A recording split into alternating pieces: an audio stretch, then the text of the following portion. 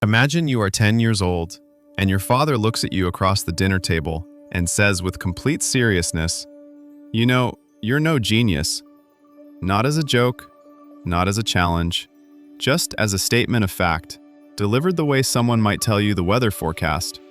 Cold, matter-of-fact, final. That little girl grew up carrying those words like a stone in her pocket, and instead of letting them crush her, she became obsessed with a single question that would eventually change how the entire world thinks about success. That girl was Angela Duckworth, and the question she couldn't stop asking was this: if talent isn't everything, then what is? Welcome. If this is your first time here, I'm really glad you found this channel. We take the most powerful books ever written, and we sit with them, slowly, the way you'd sit with a really good friend who just finished something that changed their life and wants to tell you everything. Today that book is Grit by Angela Duckworth, and I want you to stay with me all the way to the end because there is something near the close of this that I genuinely believe will shift the way you see yourself. Not in a motivational poster kind of way, in a quiet, honest, real kind of way. Before we go any further, if you've been looking for a sign to keep going on something you almost gave up, consider this that sign. Drop a comment below and tell me what that thing is. I read every single one. And now, let's get into it. Angela Duckworth didn't start out as a researcher. She started out as a teacher. She left a prestigious consulting job to teach math to 7th graders in New York City public schools, and what she found there unsettled her deeply. She noticed something that didn't fit the story she'd been told about success. The students who were doing the best in her class were not always the smartest ones. Not even close. Some of the kids who struggled to grasp a concept on Monday would come back on Wednesday and just get it, because they had sat with it, wrestled with it, refused to let it go. And some of the kids who picked things up instantly, who seemed gifted, seemed almost bored by the idea of trying hard. They coasted, and then they stopped growing. She couldn't shake that observation. It followed her out of the classroom and into graduate school at the University of Pennsylvania, where she started studying under the legendary psychologist Martin Seligman. And she brought her question with her. Why do some people succeed and others don't? What is the actual ingredient? Not the story we tell, not the comfortable myth, but the real, measurable thing that separates people who achieve something remarkable from people who don't. She designed studies. She ran experiments. She collected data across some of the most demanding environments she could find. And here is where everything changes. She went to West Point, the United States Military Academy, one of the most selective institutions in the country, where every single cadet who enters has already been screened for physical fitness, academic ability, leadership potential. These are not average people. These are exceptional people, by almost every measure we use to define exceptional. And yet, every single year, a significant number of them drop out during the very first summer of training, a brutal 7-week program the cadets themselves call Beast. Not the weak ones, not just the unprepared ones, some of the ones who looked, on paper, like they were born to be there. The military had been trying to predict who would make it through Beast for decades. They had a whole scoring system called the Whole Candidate Score. It accounted for SAT scores, class rank, physical fitness, leadership experience. Smart people built it. It used real data. And it still couldn't reliably tell you who was going to be sleeping in the barracks in September and who was going to be on a bus home in August. Angela Duckworth gave the cadets a simple survey before Beast began. 12 questions. It measured something she was calling grit. And her little survey outperformed the Whole Candidate Score. It wasn't even close. This small idea that grit might be more predictive than talent changes everything. So what exactly is grit? Because it's one of those words that gets thrown around so casually that it starts to feel hollow. We say someone is gritty the way we say someone is a hard worker, as if it just means they push through discomfort, as if it's just stubbornness with better branding. But Duckworth is very specific. Grit, in her definition, has two components. The first is passion. The second is perseverance. And the way these two things combine is not what most people expect. When she says passion, she doesn't mean the fireworks feeling. She doesn't mean the goosebumps you get when you hear a great song or the excitement of starting something new. That feeling, she says almost gently, is not passion. That's just novelty. Real passion, the kind that grit is built on, is a sustained fascination. It's the same core interest returning to you again and again over years, maybe over a lifetime. It's the thing you come back to even after it disappoints you, even after it frustrates you, even after you failed at it and felt embarrassed and wondered if you should just quit. Gritty people, she found, are not in love with winning. They are in love with the thing itself. And here is what most people never realize about that kind of passion. It is not discovered. It is developed. We have this cultural story, this deeply embedded narrative that passion is something you find, that somewhere out there is the one thing you were meant to do, and your job is to stumble across it and immediately recognize it like a face in a crowd. Duckworth dismantles this story carefully and completely. She looks at the lives of high achievers across every field, athletes, artists, scientists, soldiers, chefs, and what she finds is that almost none of them knew from the beginning. Almost none of them had a lightning bolt moment where their true calling revealed itself. What they had instead was a quiet interest that they nurtured.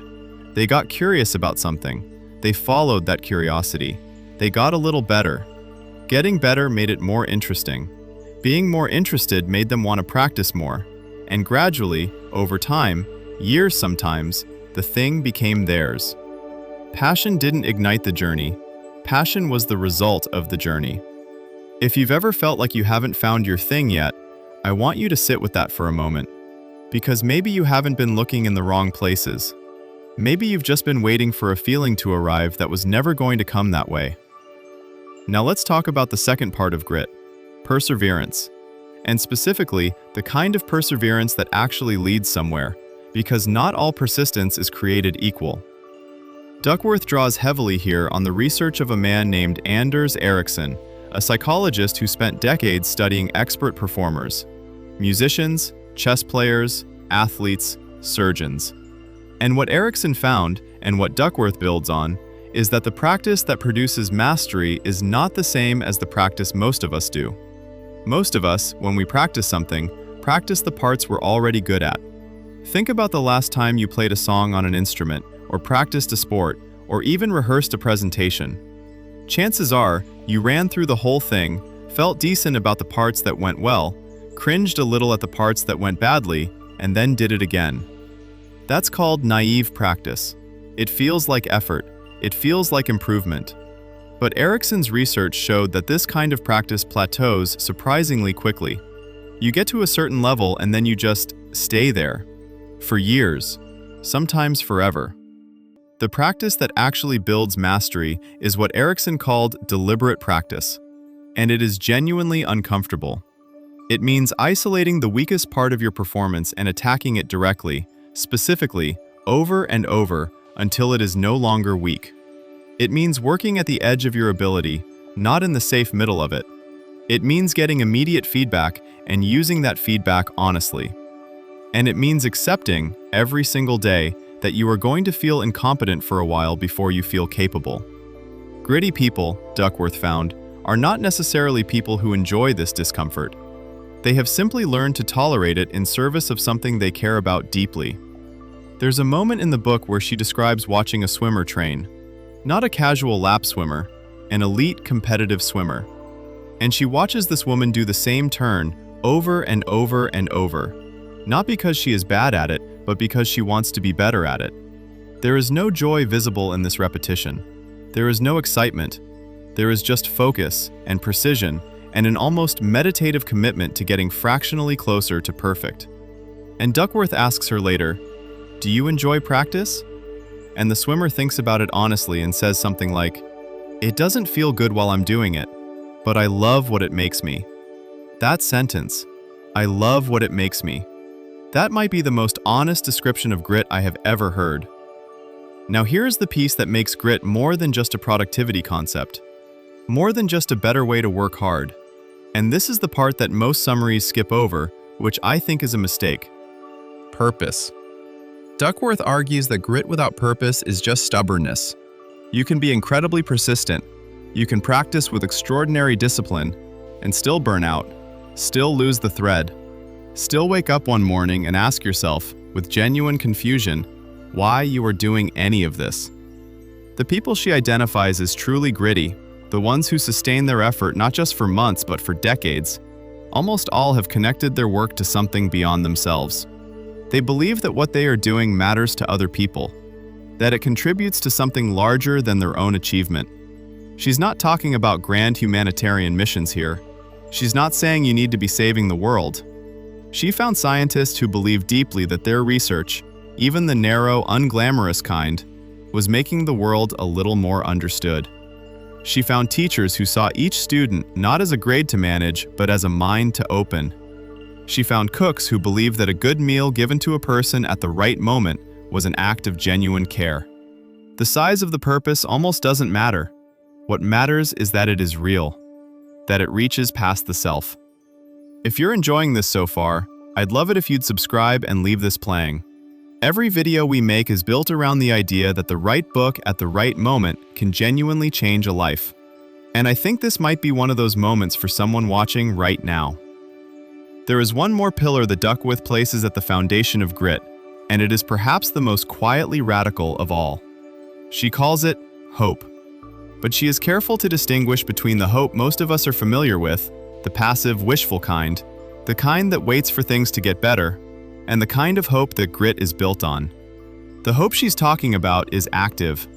It is the belief that your own efforts can change your situation, that the future is not fixed, that what you do today has the power to alter what tomorrow looks like. This connects directly to the work of Carol Dweck, whose research on growth mindset runs parallel to Duckworth's own. People who believe that their abilities are fixed, that intelligence is something you either have or you don't, that talent determines outcomes. These people stop trying when things get hard. Because if failure means you're not talented enough, and talent is the thing that matters, then failure is a verdict, not just a setback. But people who believe that their abilities can be developed through effort, they experience failure completely differently. Failure becomes information. It becomes a signal about where to direct more practice. It loses its power to define you. Duckworth describes a study she found both beautiful and heartbreaking. Children were given a puzzle that was slightly too difficult for them, designed to produce failure. And when the puzzle stumped them, some children became distressed. They slumped. They said things like, "I'm not good at this." A few said, "I'm bored," which researchers recognized as a face-saving exit. But other children, faced with the exact same unsolvable puzzle, leaned in. One child rubbed his hands together and said, almost with delight, "I love a challenge." And Duckworth sits with that child for a moment, because that child is showing us something extraordinary. Not genius, not talent. A relationship with difficulty that is the foundation of everything. You were not born with or without grit. That is the central claim of this book, and Duckworth defends it with both data and story. She developed what she calls the grit scale, a simple self-assessment, and she found that grit scores increase with age. Older people are generally grittier than younger people, which means that grit is not genetic destiny. It grows. It is shaped by experience, by culture, by the stories we tell ourselves about struggle and what it means. She talks about grit paragons, people who embody the quality completely, and one of the things she notices is that almost all of them, at some point in their lives, had what she calls a hard thing in their childhood. Not trauma necessarily, just a genuine challenge that required sustained effort. A sport, an instrument, a difficult class, something that didn't come easy and that they didn't quit. She calls it the hard thing rule, and she even applies it to her own family. Everyone in the Duckworth household has to do a hard thing. Her daughters, her husband, herself. And no one is allowed to quit on a bad day. You can quit, but only after the season is over. Only after the commitment you made has been honored. This matters because it teaches something that cannot be taught in any other way. That discomfort is not a stop sign. That the moment when you want to quit is not the moment when you should quit. That the feeling of wanting to stop and the wisdom of stopping are not the same thing. And learning to tell the difference might be one of the most important skills a human being can develop. There is a scene late in the book that I keep coming back to. Duckworth is talking to a woman who coaches swimmers, elite swimmers, Olympic-level swimmers. And this coach says something that stopped me cold. She says that the truly exceptional athletes she has worked with are not the ones who never doubt themselves. They all doubt themselves. They all have mornings where nothing feels right, where the water feels wrong, where they wonder if any of it is worth it. The difference, she says, is that the exceptional ones have made a kind of private peace with that feeling. They have learned that doubt is not evidence of failure, it is just weather, and weather changes.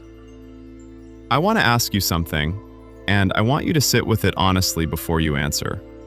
Think about the last time you quit something. Not something trivial, something that actually mattered to you. What was the feeling that made you stop? Was it really evidence that you weren't capable? Or was it just weather?